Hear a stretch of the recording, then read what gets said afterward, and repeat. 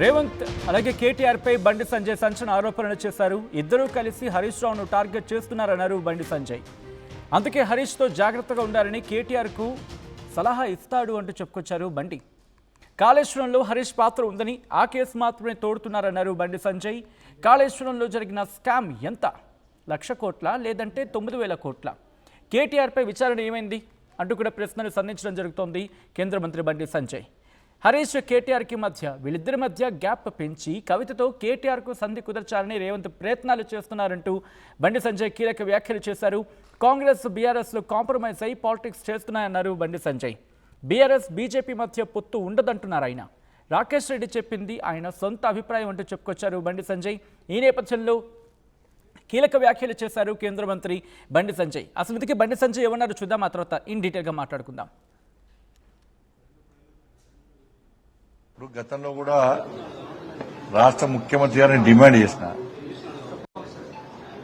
మీరు సిబిఐ విచారణ కోరింది ఏంటి? ఫస్ట్ 1,00,000 కోట్ల కుంభకోణం జరిగింది, కాళేశ్వరం ప్రాజెక్టు మొత్తమే పెద్ద కుంభకోణం అని చెప్పి మా అధినాయకత్వం మేము విమర్శిస్తున్నాం. ఎన్నికల ముందు మీరు కూడా విమర్శించారు. కానీ మీరు ఇప్పుడు ఏమంటున్నారు? కాళేశ్వరం మొత్తము కుంభకోణం కాదు, కేవలము సుందిల్లా మేడిగడ్డ అన్నారు. ఈ 3 మాత్రమే విచారణ జరపాలి. దీని విలువ ఎంత? 9,000 కోట్లే. మీరు అడిగిన విచారణ కదే, ఏదో కొండను తల్లి ఎలకలు కూడా పట్టలే మీరు. దాని మీద ముఖ్యమంత్రి గారు మాట్లాడాలని చెప్పి మేము భారతీయ జనతా పార్టీ గతం చోటు డిమాండ్ చేస్తున్నది. బట్ ఇలా మా భుజం మీద పెట్టి మీరు కాల్స్తా అంటే మేము అమాయకులం కాదు. నేను మళ్ళీ అంటున్నా, మీకు చేత కాదా? నీకు పౌరుషం లేదా? రేషన్ లేదా? రోషన్ లేదా? చెప్పు. నాతో కాదు, నాతో చేత కాదు. ఇదే ఫైనల్. ఈ 9,000 కోట్ల జాలిగా కాళేశ్వరం మొత్తం మంచి ప్రాజెక్టే, మిగతా అంతా చాలా మంచి ప్రాజెక్ట్ అని ఒప్పుకుంటే ఒప్పుకో. మరి నువ్వు విచారణ కోరిందాలని నీకే క్లారిటీ లేదు, రాష్ట్ర ప్రభుత్వానికే క్లారిటీ లేదు. మీకు దేనికి ఉపయోగపడుతుందంటే కేంద్రాన్ని విమర్శించడానికి మాత్రమే ఉపయోగపడుతున్నది. కానీ అవినీతిని బయటపెట్టడానికి ఆ నివేదిక ఏం ఉపయోగపడుతుంది వాళ్ళు చేసిన రిపోర్ట్ కూడా. కానీ ప్రజలు అర్థం చేసుకోవాలి, ప్రజలు అందరూ అర్థం చేసుకున్నారు కూడా. కానీ ఈ ముఖ్యమంత్రి గారికి ఇప్పుడు బీఆర్ఎస్ పార్టీ, కాంగ్రెస్ పార్టీ ఒకటనే విషయం వాస్తవం. మీరు చూడండి, అసెంబ్లీ చూడండి, మైనింగ్ స్కామ్ జరిగింది అని బీఆర్ఎస్ అంటారు. అనగానే మరి 10 సంవత్సరాలు దిద్దామా అంటారు. ఇప్పుడు ఇంకో స్కామ్ అంటారు, మళ్ళీ 10 సంవత్సరాలు దిద్దామంటారు. అంటే మీరు 10 సంవత్సరాలు దోసుకున్నారు, మీరు 2 సంవత్సరాలు దోసుకుంటున్నాము. మీరు అడగద్దు, మేము అడగాం. ఇది క్లారిటీ. 10 సంవత్సరాలు మీరు దోసుకున్నారు, 2 సంవత్సరాలు మేము దోసుకుంటాం, తప్పేంది అంటున్నారు కాంగ్రెస్ వాళ్ళు. తెలంగాణ సమాజం ఆలోచించాలి. దేని మీద విచారణ జరగరు, విచారణ అంతా వట్టిదే. ఇంతవరకు ఎన్ని విచారణ జరిపి 2 సంవత్సరాల ఎన్ని నివేదికలు వచ్చినాయి? కేసీఆర్ కుటుంబం మీద బీఆర్ఎస్ పార్టీ నాయకుల ఏం చర్యలు తీసుకున్నారో చెప్పాలి. ముఖ్యమంత్రి గారికి కేటీఆర్ గారి మీద ప్రేమ ఎక్కువ. ఈ మధ్య ఎక్కడైనా కేటీఆర్ గారిని విమర్శించిండ రాష్ట్ర ముఖ్యమంత్రి గారు? కాళేశ్వరం మీద ఉన్న శ్రద్ధ, కాళేశ్వరం మీద ఉన్నటువంటి శ్రద్ధ డ్రగ్స్ కేసు మీద ఎందుకు లేదు? ఈ ఫార్ములా మీద ఎందుకు లేదు? ఫామ్ హౌస్ కేసు మీద ఎందుకు లేదు? ఆ కరెంటు కొనుగోలు మీద నివేదిక వచ్చింది ఆల్రెడీ, దాని మీద ఎందుకు లేదు? మళ్ళా ముఖ్యమంత్రి గారు కేటీఆర్ గారిని సలహా ఇస్తారు. చూసారు, చాలాసార్లు సలహా ఇస్తున్నాడు. హరీష్ రావు పట్ల జాగ్రత్తగా ఉండు అంటున్నాడు. అంటే ఎంత అలర్ట్ చేస్తున్నాడు కేటీఆర్ గారిని, ఎంత కాపాడే ప్రయత్నం చేస్తున్నాడు రాష్ట్ర ముఖ్యమంత్రి గారు. హరీష్ రావు విషయంలో అలర్ట్గా ఉండు అంటున్నాడు. అంటే కేటీఆర్ గారికి ఏ విధంగా నీడ లెక్క వేరుస్తున్నాడు. ఆయనకు రక్షణ కవచం, ఈయనకు రక్షణ కవచం. ఇక కేటీఆర్ అనే వ్యక్తి బండి సంజయ్ అండి నా మీద మారుతారు. ఇంకా మీరు ఒకటి హరీష్ రావు గారి మీద కసి, ఆ కోపము కేటీఆర్ గారి మీద ఎందుకు తగ్గింది నీకు అంటున్నా. ఈ మధ్య రాష్ట్ర ఒప్పందం జరిగిన ఇద్దరి మధ్యలో విమర్శలు ఎందుకు తగ్గించినావు? ఆరోపణలు ఎందుకు తగ్గించుకున్నావు? కేసులు ఏమైనాయి? ఓ ఈ ఫార్ములా కథం, కేసు ఏమైనా నీ కేసు ఏమైంది? నీది డస్ట్ కేసు. నేను మళ్ళీ అంటున్నా, అకున్ సబల్వాల్ గారి రిపోర్టు బయటపెట్టు నీకు దమ్ముంటే. నువ్వు కేటీఆర్ ఒక్కటి కాదు అనుకుంటే అకున్ సబల్వాల్ రిపోర్ట్ బయటపెట్టు. రిపోర్ట్ ఏమైంది? రిపోర్టు మాయం చేసింది ఎవరు? పట్టుకరా.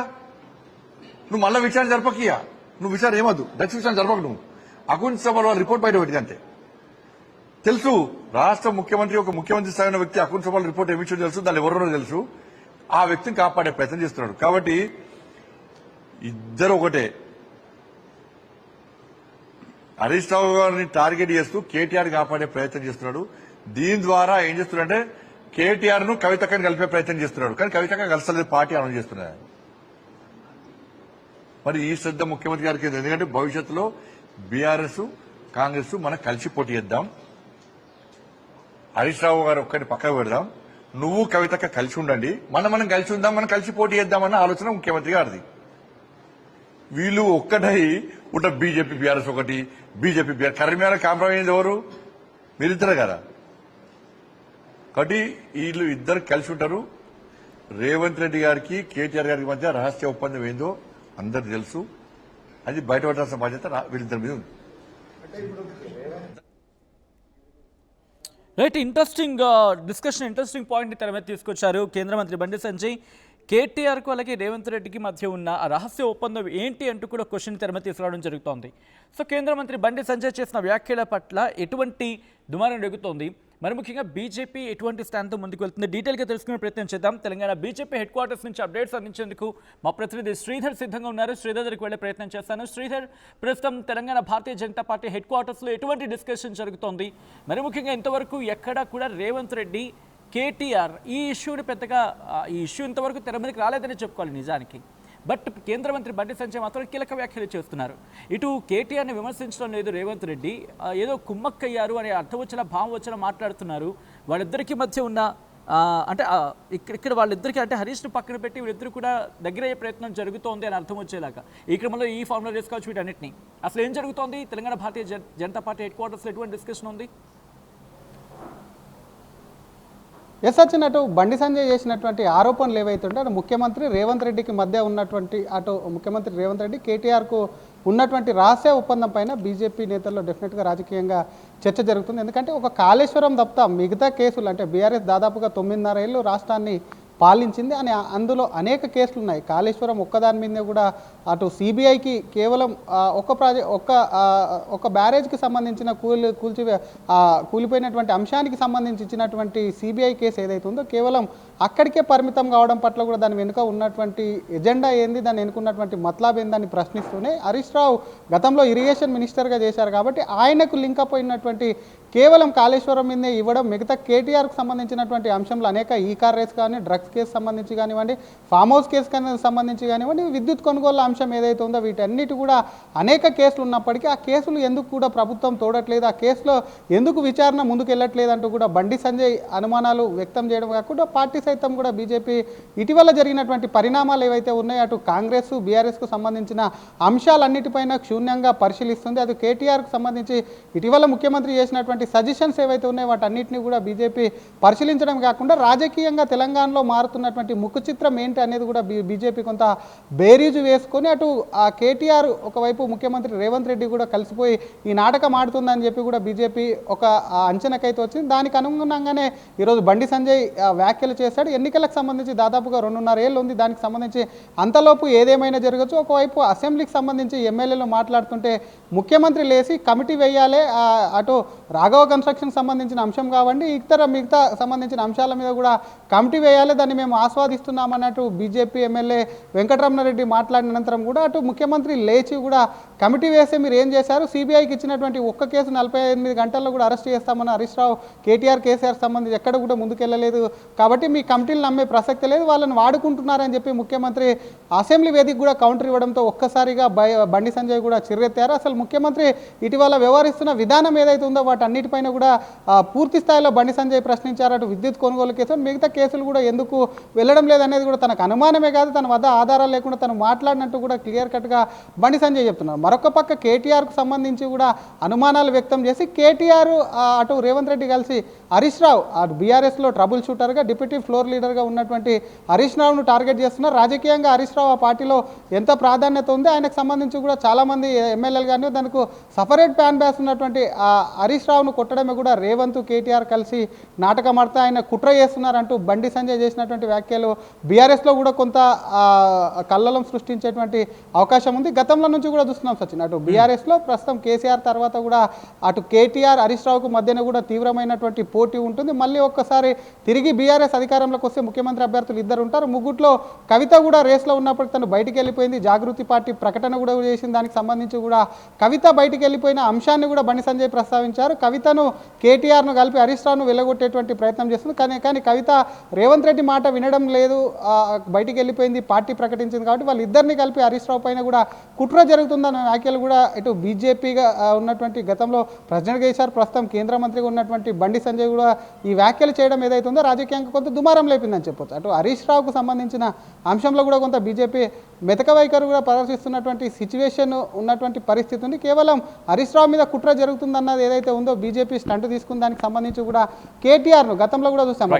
బండి సంజయ్ ప్రెసిడెంట్గా ఉన్నప్పుడు ఉద్యమాలు చేసినప్పుడు చాలా మట్టుకు కూడా ఒకవైపు అటు కేసీఆర్ సీఎంగా ఉన్నప్పటికీ కేటీఆర్ పైన డ్రగ్స్ కేసుకు సంబంధించి కానీ అనేక కేసులలో కూడా బండి కారణాలు చూస్తూ కేటీఆర్నే కూడా తన రాజకీయ విమర్శలు చేసినటువంటి సిచ్యువేషన్ ఉంది. కాబట్టి ప్రస్తుత పరిస్థితులు కూడా అన్నీ చూస్తే మాత్రం అటు కేటీఆర్ సీఎం కలిసిపోయారు, ఏదైతే ఉందో రేవంత్తో కలిసిపోయారన్న కుట్ర ఒక రకంగా హరీష్ రావుకు సంబంధించినటువంటి రాజకీయ అంశాన్ని కూడా కొంత బీజేపీలోకి వస్తారని గతంలో నుంచి ప్రచారం జరుగుతుంది. ఆ కోణంలో ఏమైనా బండి సంజయ్ వెనుకొచ్చారా అన్న రాజకీయ చర్చ కూడా జరుగుతుంది. మరి అటువంటిది ఏమైనా ఉంటే కూడా హరీష్ రావుకు సంబంధించిన అంశాన్ని కూడా బీజేపీ పరిశీలించేటువంటి ఛాన్స్ ఉందని చెప్పి కూడా కొంత రాజకీయ వర్గాల చర్చ అయితే జరుగుతుంది. ఏదేమైనప్పటికీ అటు బీఆర్ఎస్ బీజేపీ ఒకటే అని చెప్పి కాంగ్రెస్ చేస్తున్నటువంటి ఆరోపణలు ఏవైతే ఉన్నాయో వాటిని ఎప్పటికెప్పుడు తిప్పికొట్టేటువంటి బండి సంజయ్ ప్రస్తుత పరిస్థితులు కానివ్వండి, కేటీఆర్ రేవంత్ రెడ్డి మధ్య జరుగుతున్నటువంటి విషయాలన్నింటినీ చూస్తే నెక్స్ట్ వచ్చేటువంటి ఎన్నికల్లో ఈ రెండు పార్టీలు పోటీ చేసేటువంటి అవకాశం ఉందని, ఆ రెండు పార్టీలే ఒకటైతాయి. గతంలో కూడా పొత్తు పెట్టుకున్నారు కాబట్టి ఇప్పుడు కూడా పొత్తుకెళ్లేటువంటి అవకాశం ఉందని చెప్పి కూడా వాళ్ళ వ్యాఖ్యలు తిప్పికొట్టడమే కాకుండా అసలు కేటీఆర్కు రేవంత్కు సత్సంబంధాల మీద నిలదీయం కాకుండా అటు బీఆర్ఎస్ పార్టీలో కూడా రాజకీయంగా కానీ కొంత హరీష్ రావు మీద కేటీఆర్కి సంబంధించి కూడా కొంత అనుమానాలు వ్యక్తమయ్యే పరిస్థితి కూడా ఉండొచ్చు అని చెప్పొచ్చు Sachin. Right Sridhar, thanks for the update. మొత్తంగా అయితే మాత్రం ఇంట్రెస్టింగ్ డెవలప్మెంట్, ఇంట్రెస్టింగ్ డిస్కషన్ తెర మీద తీసుకొచ్చారు కేంద్ర హోంశాఖ సహాయ మంత్రి బండి సంజయ్. ఈ నేపథ్యంలో ఆయన చేసిన వ్యాఖ్యలు ప్రస్తుతం బీఆర్ఎస్లో కూడా డిస్కషన్కి దారితీయబోతున్నాయా? ఇటు బీఆర్ఎస్ రియాక్షన్ ఏంటనేది ఆసక్తికరంగా మారింది. రేవంత్ కేటీఆర్పై బండి సంజయ్ సంచలన ఆరోపణలు చేశారు. ఇద్దరూ కలిసి హరీష్ రావును టార్గెట్ చేస్తున్నారన్నారు బండి సంజయ్. అందుకే హరీష్తో జాగ్రత్తగా ఉండాలని కేటీఆర్కు సలహా ఇస్తాడు అంటూ చెప్పుకొచ్చారు బండి సంజయ్. కాళేశ్వరంలో హరీష్ పాత్ర ఉందని ఆ కేసు మాత్రమే తోడుతున్నారన్నారు బండి సంజయ్. కాళేశ్వరంలో జరిగిన స్కామ్ ఎంత? 1,00,000 కోట్ల లేకపోతే 9,000 కోట్ల? ఇది క్లారిటీ ఇవ్వాలి. ఇన్నాళ్ళు 1,00,000 కోట్లు అన్నారు, ఇప్పుడేమో అన్నారం, సుందిల్ల, మేడిగడ్డ ఈ మూడే 9,000 కోట్లు అంటున్నారు. అసలు ఎందుకే ఎంత అనేది మీరు క్లారిటీ ఇవ్వాలంటూ ప్రభుత్వాన్ని ప్రశ్నించడం జరుగుతోంది. మరి ముఖ్యంగా ముఖ్యమంత్రి రేవంత్ రెడ్డిని ప్రశ్నించడం జరుగుతోంది కేంద్ర హోంశాఖ సహాయ మంత్రి బండి సంజయ్. కేటీఆర్పై విచారణ ఏమైంది అంటూ కూడా ప్రశ్నను సంధించడం జరుగుతుంది. ఆయన హరీష్ కేటీఆర్కి మధ్య గ్యాప్ పెంచి కవితతో కేటీఆర్కి సంధి కుదర్చాలని రేవంత్ ప్రయత్నాలు చేస్తున్నారంటూ సంచలన వ్యాఖ్యలు చేశారు బండి సంజయ్. కాంగ్రెస్ బీఆర్ఎస్లో కాంప్రమైజ్ అయ్యి పాలిటిక్స్ చేస్తున్నారంటూ చెప్పుకొచ్చారు ఆయన. ఇటు బీఆర్ఎస్ బీజేపీ మధ్య పొత్తు ఉండదు అంటూ కూడా తేల్చి చెప్పారు. ఇక రాకేష్ రెడ్డి చెప్పింది ఆయన సొంత అభిప్రాయం అంటూ సంచలన వ్యాఖ్యలు చేశారు కేంద్ర హోంశాఖ సహాయ మంత్రి బండి సంజయ్. అసలు ఇంతకీ బండి సంజయ్ చేసిన వ్యాఖ్యలు ఏంటి ఇంకోసారి చూద్దాం. గారు విమర్శించండి రాష్ట్ర గతంలో కూడా రాష్ట్ర ముఖ్యమంత్రి గారిని డిమాండ్ చేసిన మీరు సిబిఐ విచారణ కోరింది ఏంటి? ఫస్ట్ 1,00,000 కోట్ల కుంభకోణం జరిగింది, కాళేశ్వరం ప్రాజెక్టు మొత్తమే పెద్ద కుంభకోణం అని చెప్పి మా అధినాయకత్వము మేము విమర్శిస్తున్నాం. ఎన్నికల ముందు మీరు కూడా విమర్శించారు. కానీ మీరు ఇప్పుడు ఏమంటున్నారు? కాళేశ్వరం మొత్తము కుంభకోణం కాదు, కేవలము సుందిల్లా, మేడిగడ్డ అన్నారు. ఈ 3 మాత్రమే విచారణ జరపాలి. దీని విలువ ఎంత? 9,000 కోట్లే. మీరు అడిగిన విచారణ కదే, కొండను తల్లి ఎన్నికలు కూడా పట్టలే మీరు. దాని మీద ముఖ్యమంత్రి గారు మాట్లాడాలని చెప్పి మేము భారతీయ జనతా పార్టీ గతం నుంచి డిమాండ్ చేస్తున్నది. బట్ ఇలా మా భుజం మీద పెట్టి మీరు కాల్స్తా అంటే మేము అమాయకులం కాదు. నేను మళ్ళీ అంటున్నా, మీకు చేత కాదా? నీకు పౌరుషం లేదా, రేషన్ లేదా, రోషన్ లేదా చెప్పు. నాతో కాదు, నాతో చేత కాదు. ఇదే ఫైనల్. ఈ 9,000 కోట్ల జాలిగా కాళేశ్వరం మొత్తం మంచి ప్రాజెక్టే, మిగతా అంతా చాలా మంచి ప్రాజెక్ట్ అని ఒప్పుకుంటే ఒప్పుకో. మరి నువ్వు విచారణ కోరించాలని నీకే క్లారిటీ లేదు, రాష్ట్ర ప్రభుత్వానికే క్లారిటీ లేదు. మీకు దేనికి ఉపయోగపడుతుందంటే కేంద్రాన్ని విమర్శించడానికి మాత్రమే ఉపయోగపడుతున్నది, కానీ అవినీతిని బయటపెట్టడానికి ఆ నివేదిక ఏం ఉపయోగపడుతుంది వాళ్ళు చేసిన రిపోర్ట్ కూడా. కానీ ప్రజలు అర్థం చేసుకోవాలి, ప్రజలు అందరూ అర్థం చేసుకున్నారు కూడా. కానీ ఈ ముఖ్యమంత్రి గారికి ఇప్పుడు బీఆర్ఎస్ పార్టీ కాంగ్రెస్ పార్టీ ఒక్కటనే విషయం వాస్తవం. మీరు చూడండి, అసెంబ్లీ చూడండి, మైనింగ్ స్కామ్ జరిగింది అని బీఆర్ఎస్ అంటారు, అనగానే మరి 10 సంవత్సరాలు దిద్దామా అంటారు. ఇప్పుడు ఇంకో స్కామ్ అంటారు, మళ్ళీ 10 సంవత్సరాలు దిద్దామంటారు. అంటే మీరు 10 సంవత్సరాలు దోసుకున్నారు, మీరు 2 సంవత్సరాలు దోసుకుంటున్నాము. మీరు అడగద్దు, మేము అడగాం. అసలైన తొలి వెలుగు. ఫాలో వాట్సాప్ @తొలి వెలుగు official.